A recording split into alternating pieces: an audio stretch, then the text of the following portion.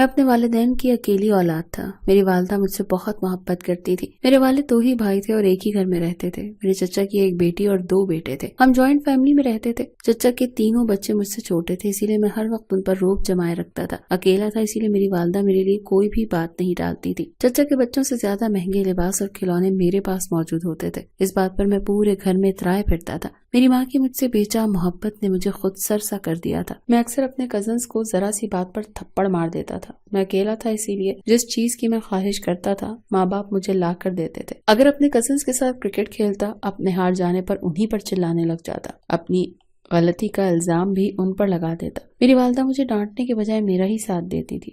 مجھ میں اتنی زیادہ انا اور گھمنڈ آ چکا تھا کہ مجھے اپنی ہی ہر بات ٹھیک لگتی تھی۔ میرے چچا کے 2 بیٹے بڑے تھے اور بیٹی سب سے چھوٹی تھی، لیکن میں اسے چھوٹے موٹے کام کہہ دیتا تھا۔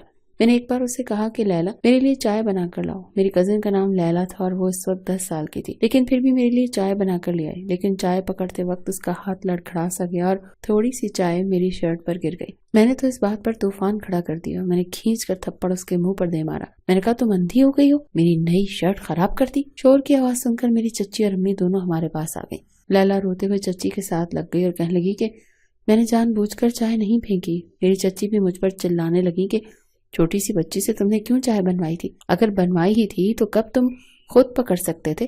تمہیں شرم نہیں آئی کہ تم نے اس کے منہ پر تھپڑ دے مارا؟ مجھے چچا کا لہجہ برا لگا تھا، لیکن مجھ سے پہلے میری والدہ بول پڑی، کہنے لگی تم ہوتی کون ہو عادل سے یوں بات کرنے والی؟ میری ماں کا انداز بھی زہریلا تھا۔ میری وجہ سے بات خاصی بڑھ چکی تھی اور رات تک اتنی زیادہ بڑھ گئی تھی کہ گھر بیچ کر الگ ہونے تک کی نوبت آ گئی۔ امی اور چچی ایک دوسرے کی شکل دیکھنے کی روادار نہ تھی، مگر ابو اور چچا نے اس شرط پر الگ گھر لے لیے کہ ہم کم ملیں گے لیکن ملنا نہیں چھوڑیں گے۔ یہ بات یہیں ختم ہو گئی۔ کئی سال گزر چکے تھے۔ امی خود تو چچا کے گھر چلی جاتی تھی، لیکن مجھے کبھی نہیں لے کر گئیں۔ کہنے لگی کہ میرے بیٹے پر چچی ہوتی کون ہے اپنی بیٹی کو ترجیح دینے والی؟ مجھے خود چچی کچھ خاص پسند نہ تھی۔ وجہ یہ تھی کہ میری ماں نے میرے دل میں ان کے لیے برائی ڈال دی تھی، اسی لیے میں بھی چچا کے گھر نہیں جاتا تھا۔ وقت بہت تیزی سے گزر گیا۔ ہم سب بچوں نے جوانی کی دہلیز پر قدم رکھ دیا۔ میں نے ابو کی فیکٹری سنبھال لی اور میرے چچا کے 2 بیٹے بھی چچا کے کام کو سنبھال چکے تھے۔ اب میری ان سے اچھی دوستی بھی ہو چکی تھی۔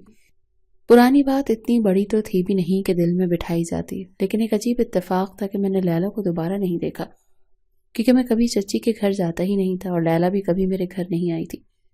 پھر میرے لیے وہ ایک غیر رحم سی تھی۔ مجھے اس بات کا کبھی تذکرہ نہیں ہوا تھا کہ اسے دیکھوں وہ اب کیسی لگتی ہے، لیکن میری اس سے ملاقات بھی آخرکار ہو ہی گئی اور ایسی ہوئی کہ میری دنیا ہی بدل گئی۔ لیلا کے بھائی کی منگنی کے فنکشن پر ہم مدعو تھے۔ منگنی کی رسم بہت بڑے ہال میں کی گئی تھی۔ میں گاڑی پارکنگ ایریا میں کھڑی کر رہا تھا۔ امی ابو ہال میں جا چکے تھے۔ میں گاڑی پارکنگ ایریا میں کھڑی کر کے جب تیزی سے ہال میں داخل ہوا تو میرا ٹکراؤ ایک حسین دوشیزہ سے ہو گیا۔ بلیک میکسی میں وہ لڑکی حسن کا شاہکار لگ رہی تھی۔ میں اسے دیکھ کر اپنے ہوش کھو بیٹھا۔ وہ ایک دم ہی میرے پہلو سے پیچھے ہٹی، مجھے دیکھ کر بدحواس سی ہو گئی۔ میں نے مسکرا کر اس سے پوچھا اسے کہیں چوٹ تو نہیں آئی؟ وہ کہنے لگی جی نہیں۔ یہ کہہ کر وہ تیزی سے وہاں سے چلی گئی اور میری نگاہیں اس کا تعاقب کرتی رہ گئی۔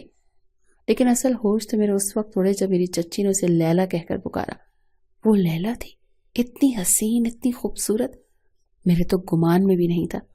میرے چہرے پر ایک مسکراہٹ سی سج گئی۔ پھر تو پورے فنکشن میں وہ میری نظروں کے احاطے میں ہی رہی۔ مجھے اندازہ نہیں تھا کہ وہ ایک ہی ملاقات میں مجھے اپنا مجنوں بنا دے گی۔ گھر آ کر بھی میری آنکھوں میں لیلا کا ہی چہرہ سما گیا تھا۔ میری راتوں کی نیندیں اڑ کر رہ گئی تھی۔ میں نے اپنی والدہ سے جب لیلا سے شادی کی خواہش ظاہر کی تو وہ حد سے اکڑ گئی اور کہنے لگی تمہارا تو دماغ خراب نہیں ہو گیا؟ میں اس لڑکی کی شکل بھی نہیں دیکھنا چاہتی، اسے اپنی بہو بنانا تو بہت دور کی بات ہے۔ میں نے کہا امی وہ میری پسند ہے، کیا برائی ہے اس میں؟ میری بات پر ایک غصیلی نظر انہوں نے مجھ پر ڈالی اور کہنے لگی عادل اپنی پسند بدل لو تو بہتر ہے۔ میں کبھی اس عورت کے گھر پر اس کی بیٹی کی سوالی بن کر نہیں جاؤں گی جس نے ذرا سے جھگڑے کو بڑھا کر بٹوارا لیا تھا۔ اس کی بیٹی اگر میرے گھر آ بھی گئی تو تمہیں بھی مجھ سے چھین لے گی۔ میری ماں یہ کہتے ہوئے رونے لگی۔ اس وقت تو میں خاموش ہو گیا، لیکن میرا دل میرے اختیار میں نہیں رہا۔ وہ لیلا کی محبت کا اسیر ہو چکا تھا۔ میں نے اپنی والدہ سے وعدہ لیا کہ اگر وہ میری شادی لیلا سے کروا دیں تو جو وہ کہیں گی میں وہ کروں گا، انکار نہیں کروں گا۔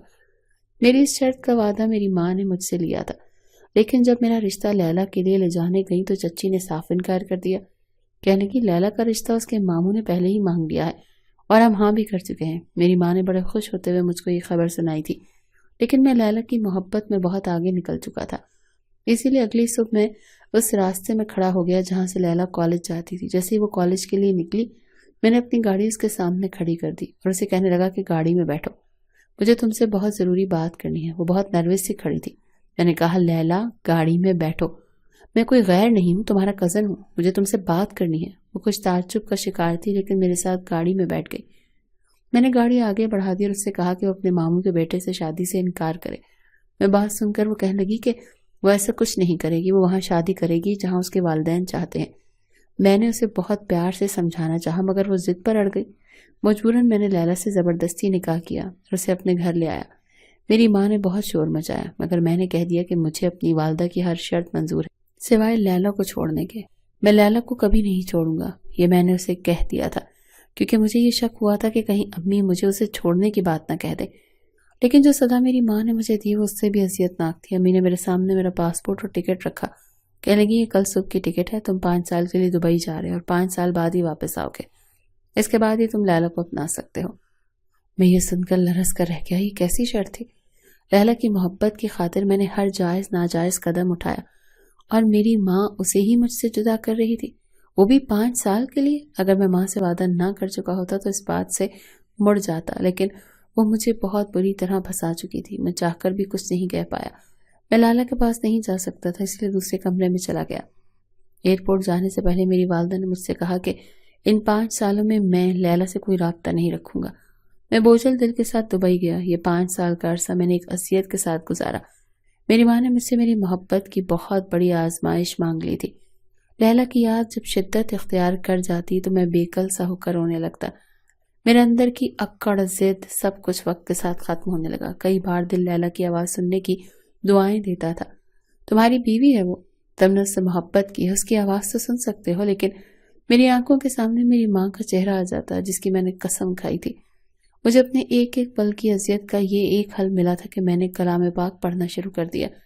میں نے شاید 10 سال بعد کلام پاک کھولا تھا، اسی لیے پڑھتے ہوئے میں بہت اٹک رہا تھا۔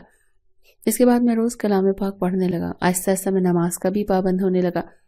لمبے لمبے سجدوں میں روتے ہوئے اپنے لیے سکون مانگتا تھا، اپنی بیوی کی خیریت مانگتا تھا۔ جب بھی پاکستان فون کرتا اپنی ماں سے لیلا کی خیریت ضرور دریافت کرتا۔ وہ کہتی وہ ٹھیک ہے۔ اس وقت میرے آنسو بہ رہے ہوتے تھے۔ نماز اور کلام پاک نے میرے اندر کے انسان کو بدل کر رکھ دیا۔ میں اب ضدی اور گھمنڈی عادل نہیں رہا تھا۔ نماز اور سجدوں نے مجھے عاجزی سکھا دی تھی۔ جب میں 5 سال بعد پاکستان واپس لوٹ رہا تھا تو میرے بیگ میں سب سے زیادہ تحفے لیلا کے لیے تھے۔ جب میں ایئرپورٹ پہنچا تب بھی میری نظریں لیلا کی متلاشی تھیں۔ آج نہ تو میرے دل کو قرار تھا اور نہ میری بے چین نظریں سکون میں تھی۔ بس میرا جی چاہا کہ جلد از جلد لیلا میرے سامنے آ جائے تاکہ 5 سال سے میری بےتاب نظریں اسے دیکھ کر سیراب ہو سکیں۔ امی ابو ہی مجھے ایئرپورٹ لینے آئے تھے۔ امی میرے گلے لگ کر رونے لگی۔ میں بھی دکھی ہو گیا۔ گھر جاتے ہوئے گاڑی میں نے پوچھا لیلا مجھے لینے کیوں نہیں آئی؟ کیا گھر پر انتظار کر رہی ہے؟ میری بات پر والدہ نظریں چرا گئیں، کہنے لگی کہ گھر چلو، تمہیں سب پتہ چل جائے گا۔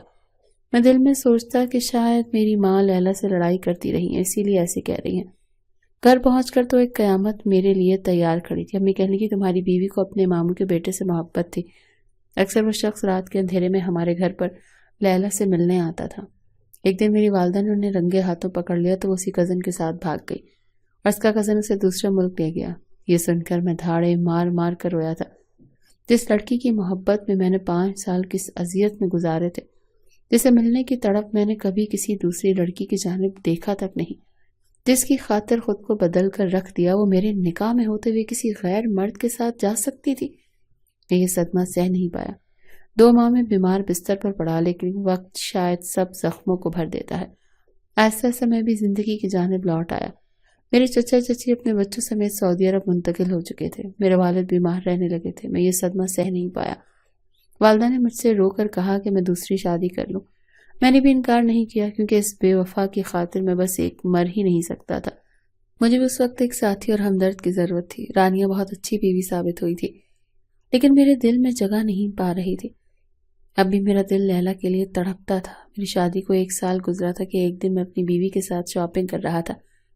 ایک فقیرنی نے میری شرٹ پکڑ کر کھینچے، کہنے لگی اللہ کے نام پر مجھے روٹی دے دو، 2 دن سے بھوکی ہوں۔ میں نے جیسے ہی پلٹ کر دیکھا आंखें झपकना भूल गया। बिखरे उजड़े बाल और मैली कुचैली कपड़ों में भी उसके चेहरे को नहीं भूल सकता था। वो मेरी लैला थी, मेरी मोहब्बत, मेरी बीवी। मैंने उससे कहा, लैला तुम इस हाल में कैसे पहुंची? वो मेरे किसी सवाल का जवाब नहीं दे रही थी, बस मुझे खाली खाली आंखों से देख रही थी। कहने लगी, भूख लगी है, मुझे रोटी ले दो। मुझे लगा जैसे वो जहनी तौर पर ठीक नहीं। मेरी दूसरी बीवी मुझसे लैला के बारे में पूछने लगी। मैंने उसे कोई जवाब ना दिया और लैला को वहां से लेकर एक डॉक्टर के पास ले गया। वो लैला का चेकअप करके बोली कि इसे जहनी तौर पर बहुत ज्यादा ज्यादती की गई है, जिससे ये नीम पागल हो गई है, लेकिन जरा से इलाज और तवज्जो से ठीक हो सकती है। अब मैं सब कुछ छोड़कर लैला का ख्याल रखने लगा। दिन भर उसी के साथ रहता, उससे पूछता कि इस हाल तक किसने किया है, लेकिन वो कुछ नहीं कहती, बस एक चुप थी जो उसके लबों पर रहती थी। उसकी आंखों से आंसू जारी रहते थे जो मेरे अंदर उद्यम से मचाने लगते थे। मैं अपनी पूरी शिद्दत से उसे चाहता था। उसकी आंखों में आंसू देखकर, उसकी सिसकियां सुनकर मेरे अंदर आग सी लग जाती थी। रात देर जब मैं घर पहुंचा तो मेरी वालदा मुझसे गुस्से होने लगती कि तुम उस पागल बेवफा बीवी की खातिर अपनी जिंदगी क्यों बर्बाद कर रहे हो। रानिया मुझसे अलग लड़ने लगती। मैं अम्मी से कहने लगा कि मुझे सच जानना है, जिस दिन वो मुझे सच बता दें उस दिन फैसला करूंगा कि मुझे किसके साथ जिंदगी गुजारनी है। मेरी बात सुनकर मेरी वालदा के चेहरे की रंगत उड़ गई। मैं रोज लैला से यही सवाल करता, उसे अपने हाथों से खाना खिलाता। मेरी तवज्जो पाकर वो कहने लगी, आदिल मुझे छोड़ दो, मुझे छोड़ दो। ताई अम्मा मुझे कभी तुम्हारे साथ नहीं रहने देंगी, तुम मुझे क्यों छोड़कर गए थे? आज शायद उसके सब्र का पैमाना भी लबरेज हो चुका था। मैंने कहा, अम्मी ने मुझे तुमसे मोहब्बत करने की सजा दी थी। मेरे आंसू बह रहे थे। मैंने उसे बता दिया कि कैसे अम्मी ने मुझसे कसम ली थी। वो रोकर कहने लगी, तुमने मुझसे मोहब्बत की थी या तुम्हारी माँ ने? उन्होंने तुम्हें दुबई भेजकर मुझे उस जुर्म की सजा दी जो मैंने किया ही नहीं। तुम्हारे जाने के 1 माह बाद मेरे घर वाले सऊदी अरब मुंतकिल हो गए। इसके बाद ताई अम्मा ने मुझ पर जुल्म के पहाड़ तोड़ दिए। वो मुझसे सारे घर के काम करवाती। मैं आगे से कुछ कहती तो वो मुझे मारती पीटती, कहती तुमने अपने हुस्न के जाल में मेरे बेटे को फंसा लिया है। आपके जाने के बाद कई माह तक आपकी वालदा ने मुझे बहुत तशद्दुद का निशाना बनाया। वो मुझे मारती थी कि तुमने मेरे बेटे को मुझसे इतना दूर कर दिया। ये सब तुम्हारी वजह से हुआ है। अगर वो तुमसे प्यार ना करता तो आज वो मेरे साथ होता। तुमने मेरे बेटे पर अपने हुस्न के जाल में फांस लिया, इसलिए मैं तेरा ये खूबसूरत चेहरा खराब कर दूंगी। फिर वो रोने लगी और अपना जला हुआ चेहरा दिखाकर कहने लगी, ताई अम्मा ने मेरा चेहरा जला दिया। दाएं तरफ जलने का गहरा जख्म था कि मैंने सोचा भी नहीं था कि जब चाचा, अब्बू और चच्ची अम्मा को बताया कि मैंने लैला से शादी कर ली तो मेरी माँ खुद ही कहने लगी कि अगर किसी ने मेरे बेटे आदिल को कुछ कहा तो खुद को मार लूंगी। तो लैला के घर वाले चुप कर गए। ये सुनकर लैला कहने लगी, तुम्हारी माँ ने तुम्हारे जाने के बाद मुझसे कहा कि मुझे लैला से नफरत है। मैं अपने बेटे के साथ ये बर्दाश्त नहीं कर सकती, इसीलिए तुम्हारी माँ मुझे इस घर से निकालने के मंसूबे बनाने लगी। इसके बाद उसने मेरी इज्जत बर्बाद करने के लिए एक अजनबी शख्स को मेरे कमरे में भेज दिया और फिर तुम्हारी माँ ने मुझ पर बदकिरदारी का इल्ज़ाम लगाकर मुझे घर से ही बाहर निकाल दिया। वहीं जब मैं अपने मामू के घर गई तो उन्होंने मुझे इस डर से घर से निकाल दिया कि कहीं मेरी सास उनके बेटे पर इल्ज़ाम न लगाए। मेरे पास कोई जाए पनाह नहीं थी, इसीलिए मैं दरबारों में जाकर बैठती थी, अल्लाह से दुआएं मांगती थी कि वो मेरी मदद करे। लेकिन औरत घर से बाहर कैसे महफूज रहेगी? इसीलिए मैं ज़हनी तौर पर ये सब बर्दाश्त नहीं कर पाई और मैं पागल हो गई। मेरा कोई कसूर नहीं था क्योंकि तुम मुझसे प्यार करते थे, तुम मेरे दीवाने हो गए थे। तुम्हारी माँ ने तुम्हें सज़ा नहीं दी क्योंकि तुम उसकी औलाद हो, बल्कि उसने मुझे बगैर किसी कसूर के ये सज़ा दी कि मैं खुद रो रो कर मौत मांगी, मगर मौत भी मुझ पर मेहरबान ना हुई। फिर लैला ने मेरा गिरबान पकड़ लिया और मुझसे कहने लगी, तुमने ज़बरदस्ती मुझसे निकाह किया, अपनी माँ की मर्जी के खिलाफ मुझसे निकाह करके मेरी जिंदगी क्यों जहन्नुम बना दी। तुम खुद भी घर छोड़कर चले गए और तुमने मुझे भी बर्बाद कर दिया। आदिल, तुम फिर से अपने घर में बस गए हो, मगर मैं अभी तक बेघर हूँ। मैंने फैसला किया कि अब मैं लैला के साथ रहूंगा क्योंकि वो अब भी मेरे निकाह में थी, वो मेरी बीवी थी, इसीलिए मैंने अपनी दूसरी बीवी को छोड़ दिया। लैला को अपनी बीवी के तौर पर एक अलग घर में रखा था, जबकि दूसरी बीवी को मायके छोड़ आया क्योंकि मैं उसके साथ इंसाफ नहीं कर सकता था। वो खूबसूरत है, उसकी शादी किसी से भी हो सकती है, लेकिन लैला से इस हालत में कोई शादी न करता। इसके बाद मैंने कभी अपनी माँ को अपना चेहरा नहीं दिखाया। वो रोती थी कि तुम मुझसे किसी दिन मिलने आ जाओ, तुम मेरी इकलौती औलाद हो। मैंने तेरी जुदाई के 5 साल बड़ी मुश्किल से गुजारे हैं, लेकिन इसने मेरी गैर मौजूदगी में मेरे लैला के साथ जो किया वो भूलने के लायक नहीं था। लैला को ठीक होते हुए 1 साल लग गया। उसे जो तकलीफें उठानी पड़ी वो बहुत थक चुकी थी। यही वजह है कि लोग कहते हैं कि औरत किसी औरत को बसने नहीं देती। अगर वो दिल से लैला को कबूल करती तो आज वो अपनी इकलौती औलाद से महरूम ना होती।